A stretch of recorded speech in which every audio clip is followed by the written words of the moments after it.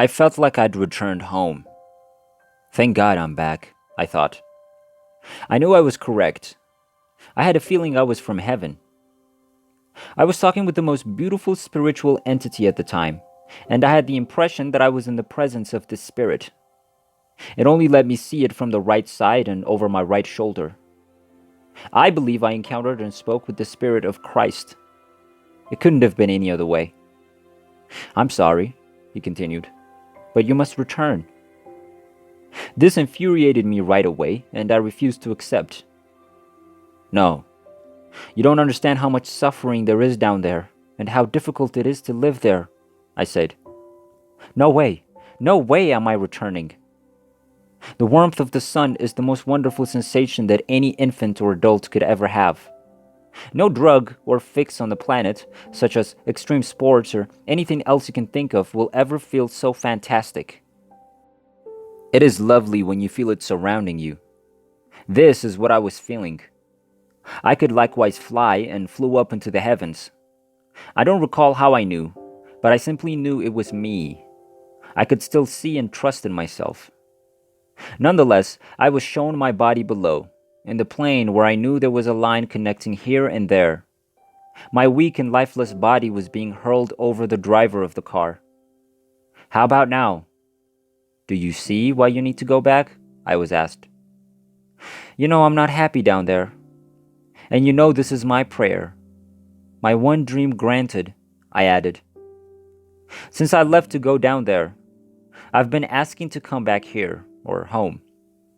I can't take it anymore, and I'm not going back.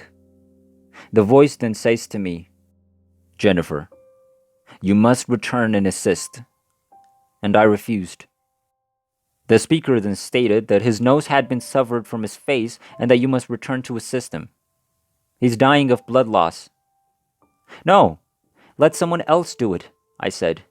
He'll be okay without my assistance. I don't want to go back down there. I'll tell you what to do, the voice continued. If you remove his shirt after picking up his nose from the automobile floorboard, it'll be next to your feet. To stop the bleeding, place his nose on his face and press it down. It's only blood, so don't be scared. As always, I am by your side. I had known I was never alone since I could remember. And the speaker replied, Jennifer, you'll start walking him up the right side of the road, and the car will arrive. Request that the man transport you to the nearest hospital. Go to the ECM hospital where you were born while keeping the man calm. Everything will be fine since you know the route. This is something that you must do. Do you get what I'm saying?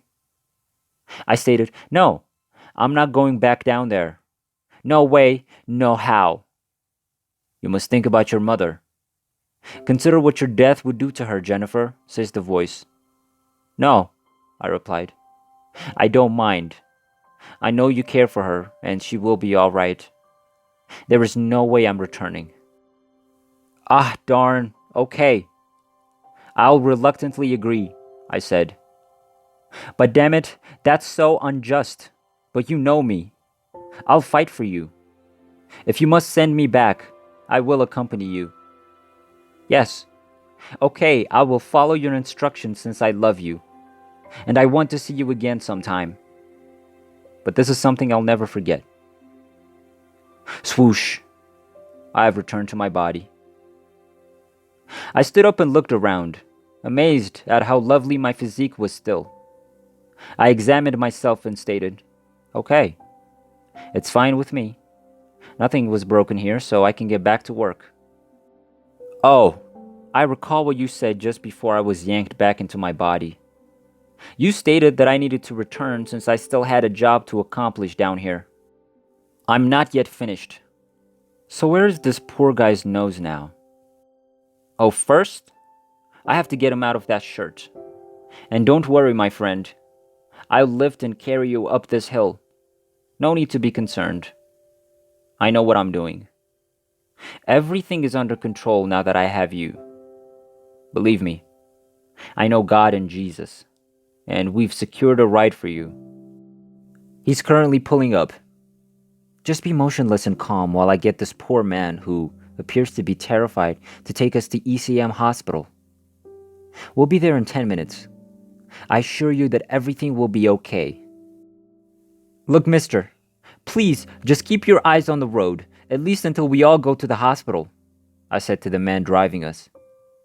Lady, he's bleeding, and he's dying in my car, he said. He was sobbing. The man driving the car who stopped to assist us was terrified and definitely freaking out. So I'll just keep talking to both of them, reassuring and calming them. I assure them that if we follow my directions, everything will be okay. Please, I know what I'm doing, I said, which I'm sure seemed unusual coming from an 11-year-old female who was clearly calm and in control despite having no CPR training or expertise in these topics. But I did, if you catch my drift. Isn't it just another day in paradise? The emergency department specialist fixed the nose properly in place before grafting skin from his hip. And this guy heals beautifully, with nary a scratch to be seen. So the ER doctor asked my mother, "Where did your daughter get such great CPR training? And how did she know exactly what to do at such a young age?" "She has no experience of any type," my mother stated, shaking her head. The doctor went on to say, "So I stitched 2 holes in the top of her head. She may have a minor cut, but nothing to worry about. Simply keep an eye on her for the next 24 hours. Keep an eye on her tonight, and keep an eye out for a concussion. I'm a medical doctor, and I cannot explain what type of miracle I just witnessed in this emergency room today, especially what came out of your little girl's mouth," he continued. "And the way she saved this guy's life and soothed everyone around her is incredible. Really incredible. I returned home and apologized to God and Jesus for being so selfish, pleading with them to forgive me.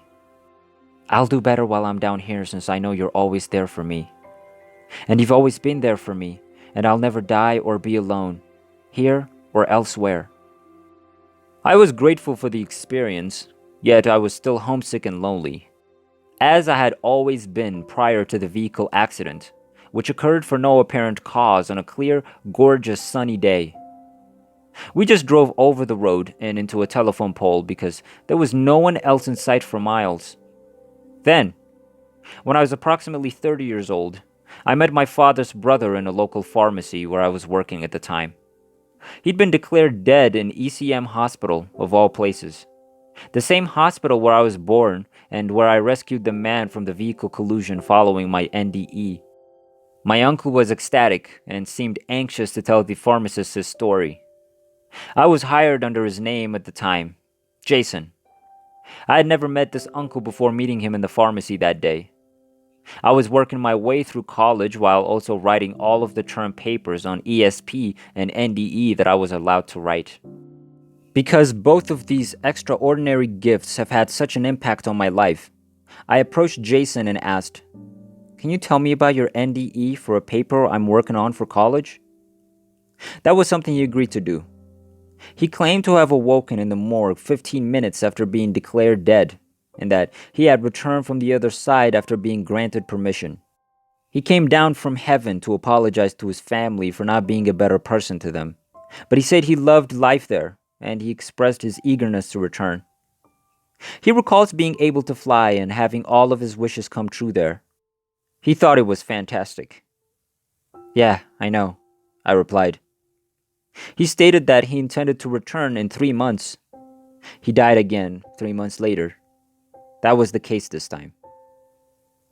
Then a second customer, a long-standing acquaintance and pharmacy customer, walks into the business one day with essentially the same narrative. So I asked him to share his experience, and he too had returned to make amends with his wife and son for being unkind to them. But before he died, he claimed to have flown across his ideal farm and land. Both of these men had mentioned the gorgeous green grass over there, as well as the incredible sentiments that no human could possibly describe. This man's name was Jack, and my father, ironically, had another brother named Jack. Now, Jack told me that he loved heaven as well as flying, and that he wanted to return as soon as possible, and that he would leave in approximately 3 months. As a result, he died 3 months later and went to the other side. I'm sure he's loving his flight in his idyllic farmland. When I was in my late 40s, I hired a tutor to help me with my algebra, and we rapidly became great friends. We spent a lot of time together, but we were never sexually connected, even though we were as close as two people could be. I refer to it as a spiritual love or friendship. I resolved never to let our friendship turn into anything else, and Joe agreed. Joe was the twin brother of one of my second grade greatest pals. Jackie is her name. I informed Joe about my NDE one day. Joe was overjoyed and amazed, and for the first time in my life, I met someone who wanted to know every detail, and he made me vow that it was all true. He adored it and stated that he would die first, like his father and one of his brothers before him. No way, Joe. I'm going to die first since I'm sick and undergoing surgery right now. And you're young and healthy, I said. Anyway, my mother used to say that she would live to see the biblical revelation's holy conflict begin or end. And my mother predicted that I would die at the age of 40, and she would laugh about it. So at the age of 41, I told Joe that I would be the first to die. From heaven, I will play practical jokes on him. You remember the discussion, Joe? And if you pledge that you believe in God and Jesus, that you know them as you have said, and that you know I can fly? I added. I guarantee you that I shall die at the age of 41. I simply want to see your face if all this comes true. And you, Jennifer, may prepare floral arrangements in blue for my burial, he laughed. Joe, if you die at 41, send me the Publishers Clearinghouse van with a check for $10 million, because with all my medical costs, I sure could need it. I agreed, laughing. I forgot about it until last June 2007, when Joe sat down at the age of 41 and died without warning, save for what we had discussed over 16 years before. And after his death, Joe played every practical joke he could think of on me, until I remembered our contract. My father and his sister were admitted to the hospital 3 years ago, and it was, of course, the same ECM hospital where I was born. They both had many NDEs, and my aunt, my father's sister, informed me that when she went back over, there were all of her people waiting for her. She told me stuff about my personal life that she had no way of knowing at the time. She hadn't seen my father in a couple of years, despite her advanced age and lack of communication with me for many, many years. She did, however, tell me about her own NDE, so I didn't need to ask her how she saw my house from over there. And it was all finished and lovely. She also informed me the exact order in which she and her spouse died, and the deaths of my father, mother, and brother. And sure, they all happened in the order she revealed to me from her hospital bed at ECM Hospital. To cut a long story short, if there are just 774 each day in the United States, that is good, because I don't have much more time for this. It's as if I've become a magnet for NDEs, and when people are dying of cancer or whatever else, and they're frightened about leaving this physical world, they appear to be a lot happier whenever I visit their hospital room, or wherever the individual may be. This is something their families usually tell me. When I required another surgery, I received a $50 payment from a man or friend who died of cancer. So after attending his burial, I received a check and a letter from Donald instructing me to utilize the money to get well, so that I may stay and serve others by simply remaining honest and down to earth.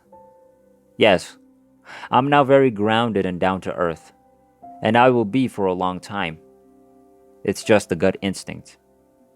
Jenny.